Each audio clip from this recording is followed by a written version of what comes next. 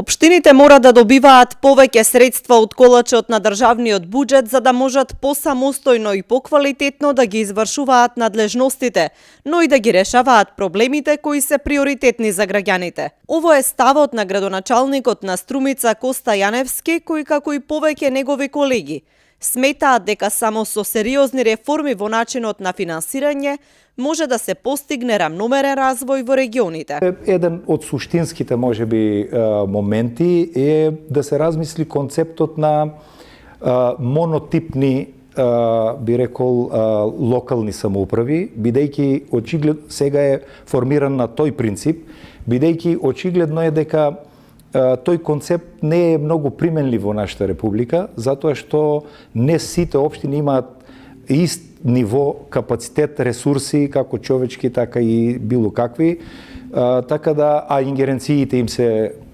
да кажеме, исти.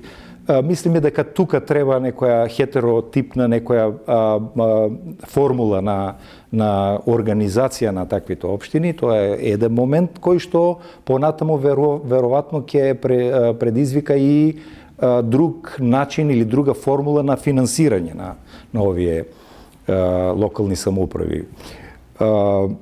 Знаете дека и процесот на децентрализација исто ќе наложи одредени ингеренции да ги прифатат локалните самоуправи и тоа ќе значи дополнително одговорност и да речеме можност за локалните самоуправи да владеат со одредени други ресурси кои во моментот не ги поседуваат. Еден од предлозите е да се слеваат повеќе средства во буџетот од најразлични даноци. Значи, во тој контекст предлагаме оние средства кои што се прибираат од централно ниво, како што е данок на додадена вредност со одреден процент, кој сега е околу 4,5%, па по одредена методологија се поделува по другите локални самоуправи, да порасне на 10%.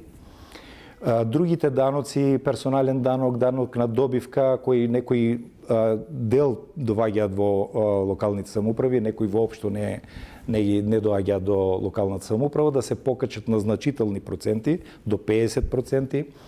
Данокот на имот, исто така како еден сигурен, речеме, прилив на средства кон локалните самоуправи, исто за некое покачување се зборува, се предложени тие мерки и тоа би дало една поголема сигурност и економска моќ на локалните самоуправи и со тоа сигурно и можност да делуваат и во некои сегменти како што се културата, која што имавме доскоро циркуларно писмо за да се изјасниме дали сме спремни да ги прифатиме овие ингеренции. Ние сме секако спремни, но со овој услов дека овие дотации или приливи од централната власт да на некој начин да се зголемат, се разбира. Изел се излезе со ваков став, тврдејќи дека фискалната децентрализација и финансиските проблеми на општините постојат од почетокот на децентрализацијата. Децентрализацијата почна да се спроведува од 2005 година, но се уште не е завршена онака како што беше планирано.